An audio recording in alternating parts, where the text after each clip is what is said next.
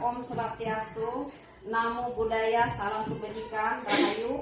Pertama-tama mari kita panjatkan puji dan syukur kehadirat Tuhan Yang Maha Esa, karena kehadiratnya kita bisa berkumpul pada pagi hari ini di acara presentasi saya pada hari ini.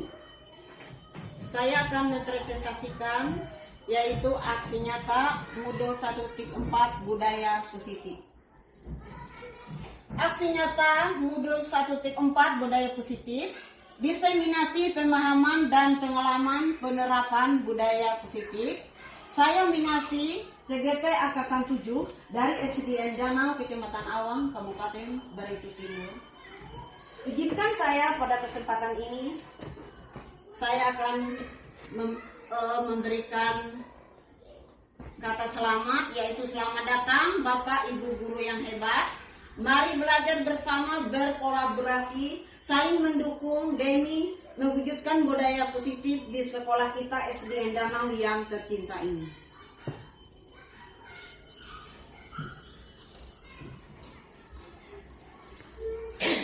Di kesempatan ini saya akan mempresentasikan ada 7 konsep modul budaya positif. Yang pertama, perubahan paradigma belajar. Yang kedua, disiplin positif. Yang ketiga, kebutuhan dasar manusia. Yang keempat, motivasi perilaku manusia. Yang kelima, posisi kontrol restitusi. Yang keenam, keyakinan kelas. Dan yang terakhir, yang ketujuh, segitiga restitusi. Ya, kita mulai dari yang pertama, pembelajaran paradigma baru. Pembelajaran dengan paradigma baru dirancang berdasarkan prinsip pembelajaran yang berdiferensiasi, sehingga setiap siswa belajar sesuai dengan kebutuhan dari tahap perkembangan untuk mewujudkan profil pelajar Pancasila.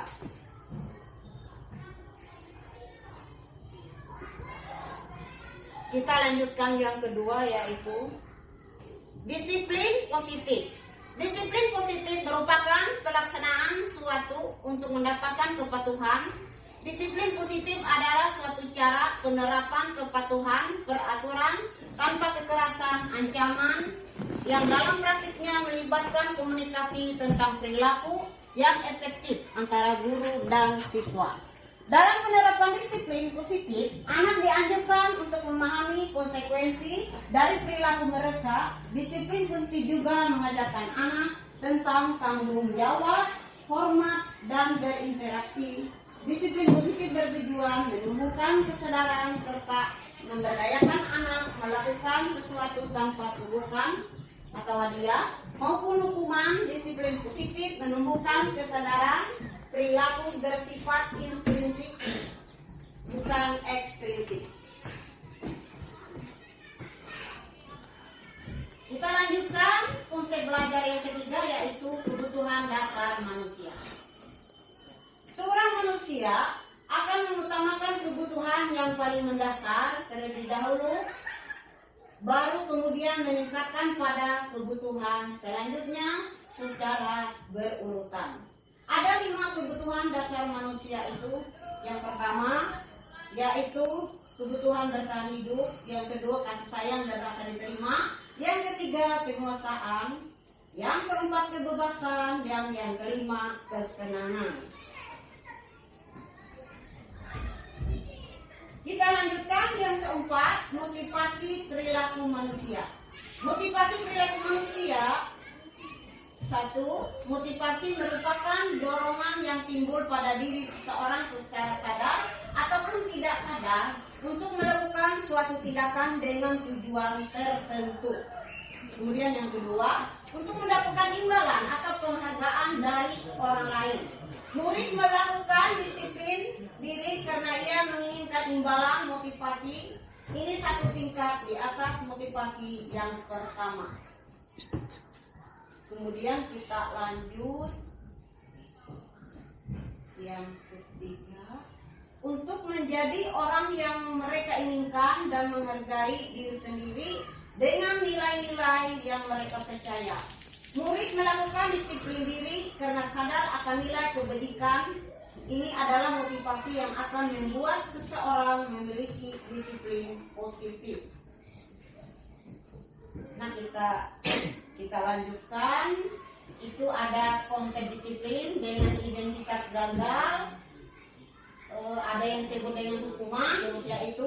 teman itu ada yang menyakitkan, ada rasa tidak nyaman, merasa takut, memaksa, murid menyembunyikan kesalahan dan rendah diri. Kemudian ini ada konsep disiplin penghargaan, tidak efektif, merusak hubungan, mengurangi ketepatan, menurunkan kualitas, mematikan kreativitas, dan yang terakhir menghukum. Nah, ini ada konsep disiplin dengan identitas sukses. Konsekuensi memerlukan monitoring terus-menerus dari guru. Yang kedua, murid menghormati peraturan. Yang ketiga, mendorong kepatuhan. Yang keempat, murid belajar taat peraturan. Kemudian selanjutnya, konsep diri baik. Kemudian selanjutnya, mengontrol anak dengan penguatan positif. Kemudian konsep disiplin dengan identitas sukses, ada yang disebut dengan restitusi, yaitu murid belajar bertanggung jawab untuk perilakunya, murid menghormati dirinya dan orang lain, mendorong disiplin positif, murid belajar memecahkan masalah, konsep diri sukses, anak paham bahwa dirinya sendiri yang pegang kendali kontrol. Kemudian kita lanjutkan konsep belajar yang kelima, yaitu posisi kontrol guru.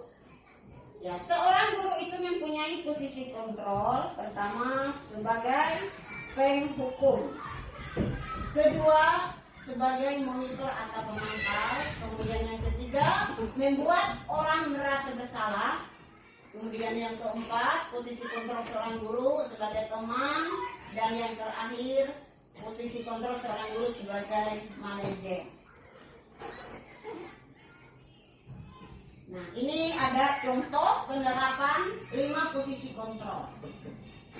Ada kasus siswa tidak menggunakan atribut lengkap saat acara bendera, saat upacara bendera. Ya, ini ada yang disebut dengan penghukum. Patuhi aturan sekolah, berdiri di samping barisan. Kemudian membuat rasa bersalah, berpakaian.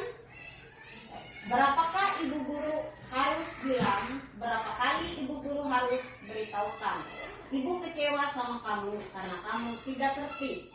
Kemudian penerapan posisi kontrol sebagai teman, ayolah yang tertib, buatlah ibu bangga, kali ini tidak apa-apalah kamu salah. Kemudian penerapan posisi kontrol sebagai pemantau, kamu sudah melanggar, apa konsekuensinya, apa peraturan sekolah yang sudah kita buat. Dan selanjutnya penerapan fungsi kontrol yang terakhir yaitu sebagai manajer. Apakah kamu tahu kesalahanmu? Kira-kira bagaimana kamu akan memperbaiki kesalahanmu? Nah, sekarang kita lanjutkan yang keenam, yaitu keyakinan kelas. Keyakinan kelas adalah sesuatu yang diyakini bersama, yang berasal dari peraturan pikiran untuk menjadi nilai-nilai kebaikan untuk diturunkan di kelas. Keyakinan kelas merupakan salah satu disiplin positif di sekolah. Mengapa keyakinan kelas? Mengapa tidak peraturan kelas? Kita memiliki peraturan tentang penggunaan helm pada saat mengendarai kendaraan roda 2. Ya, itulah yang disebut dengan keyakinan kelas. Kemudian mengapa kita memiliki peraturan harus menggunakan masker, sedangkan penggunaan masker itu tidak menjamin untuk kehidupan, tapi kita harus mentaati bahwa itu adalah peraturan yang sudah baku dan sudah dibuat. Kemudian kenapa kita harus mencuci tangan sebelum masuk ruangan? Itu merupakan adalah peraturan yang baku dan yang sudah dibuat. Itu ada kegiatan membuat keyakinan kelas SDN Danau. Guru bersama siswa kelas 2 membuat keyakinan kelas. Kemudian itu ada guru dan siswa sudah membuat kesepakatan kelas dan keyakinan kelas. Kesepakatan Danau itu ada pertama sudah ada ditulis di situ. Kemudian keyakinan kelas ada juga sudah ditulis di situ. Kemudian yang ketujuh ada yang disebut dengan segitiga restitusi. Nah di situ ada bisa dilihat ada yang disebut dengan segitiga restitusi. Restitusi adalah proses menciptakan kondisi pada murid untuk memperbaiki kesalahan sehingga murid bisa kembali pada kelompok mereka dengan karakter yang lebih kuat. Nah, di sini di segitiga restitusi ini ada 3 ciri, yaitu yang pertama menstabilkan identitas. Tujuannya untuk merubah orang yang gagal karena berbuat kesalahan menjadi orang yang sukses. Kita harus mampu meyakinkan dengan kalimat tidak ada manusia yang sempurna. Saya juga pernah melakukan kesalahan. Anak-anak dibantu untuk tenang. Nah, di menstabilkan identitas ini misalnya ada anak yang melakukan kesalahan.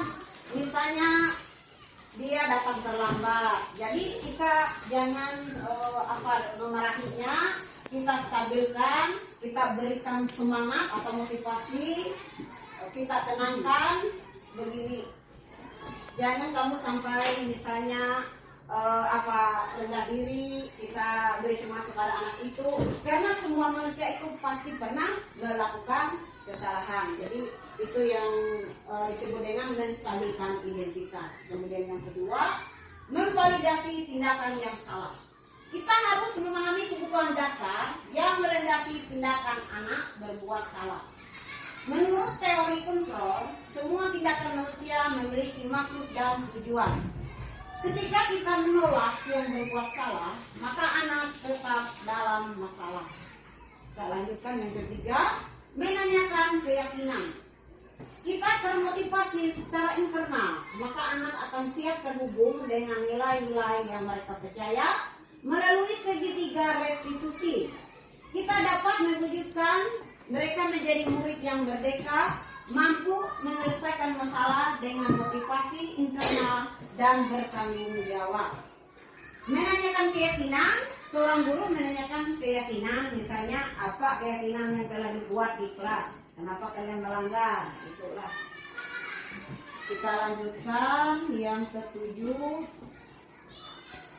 Dokumentasi penerapan segitiga restitusi. Ini ada kasus siswa datang terlambat, bisa kita lihat pada gambar itu. Seorang anak yang datang terlambat ke sekolah, berarti kita tanyakan secara perlahan kepada anak itu, kenapa dia sampai datang terlambat. Mungkin si anak tadi menjawab alasannya, saya malam tadi karena sampai larut malam nonton TV, atau saya sampai larut malam main game. Mungkin itu jawaban yang kita harapkan dari seorang anak itu tadi, ya, yang datang terlambat itu tadi. Kemudian ini ada kasus juga, siswa makan-makan di ruang kelas pada saat pembelajaran berlangsung. Ya. Pada saat pembelajaran berlangsung, ini sebenarnya anak-anak tidak diperbolehkan untuk makan sambil belajar. Itu kan sudah ada keyakinan kelas, apa kesepakatan kelas yang sudah dibuat bersama.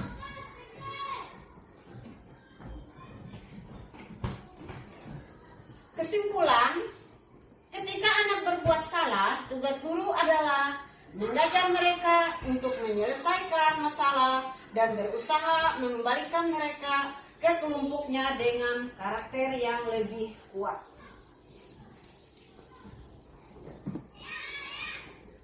Demikianlah Bapak Ibu Guru, materi yang bisa saya sampaikan pada hari ini, yaitu materi tentang budaya positif. Semoga sesi belajar kita hari ini bisa bermanfaat sehingga dapat mewujudkan pelajar berprofil Pancasila. Salam Merdeka Belajar.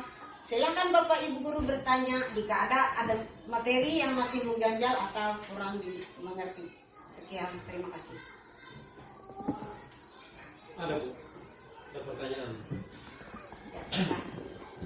Ini Pak sebagai mungkin yang mengganjal saya sebagai sekolah.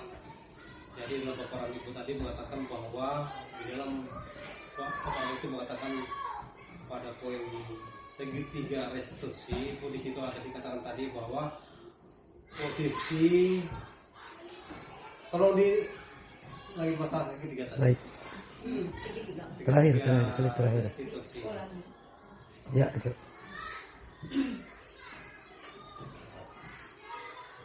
SD adalah proses menciptakan kondisi pada murid untuk memperbaiki kesalahan. Nah ini Bu, dalam yang saya tanyakan, apa kiat-kiat Ibu untuk meminimalkan permasalahan yang terjadi di sekolah itu?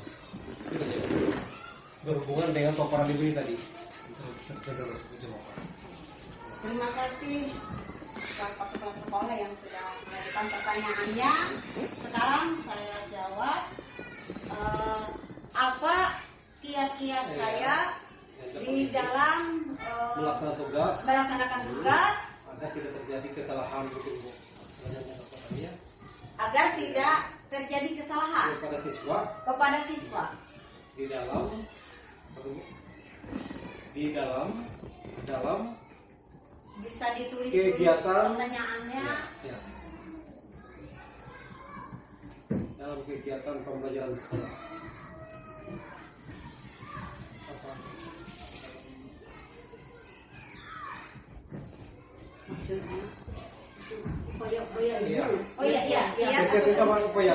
Upaya saya supaya menciptakan proses belajar mengajar itu yang efektif mungkin ya. Pertanyaannya. Upaya yang dilakukan. Nah ke situ mungkin Pak. Nah sekarang saya jawablah. Apa daya upaya atau kiat-kiat saya di dalam menciptakan kegiatan pembelajaran di sekolah itu supaya berhasil. Yang pertama, saya menciptakan hubungan yang harmonis antara kepala sekolah, rekan guru, dan stafnya. Yaitu misalnya saya harus berkolaborasi atau bekerja sama di dalam mengupayakan bagaimana supaya tercipta proses belajar mengajar yang efektif dan efisien, terutama di SDN Danau yang kita cintai ini. Itu saja yang bisa saya jawab, Pak. Terima kasih. Terima kasih. Ibu kira ya karena ini sampai waktunya sudah sampai dari waktu yang ditarget. Saya kira presentasi saya mengenai budaya positif pada hari ini cukup sekian. Lebih dan kurangnya saya mohon maaf. Seandainya ada kata-kata saya yang menyinggung, saya mengucapkan mohon maaf. Maklum tak ada manusia tanpa kesalahan. Terima kasih.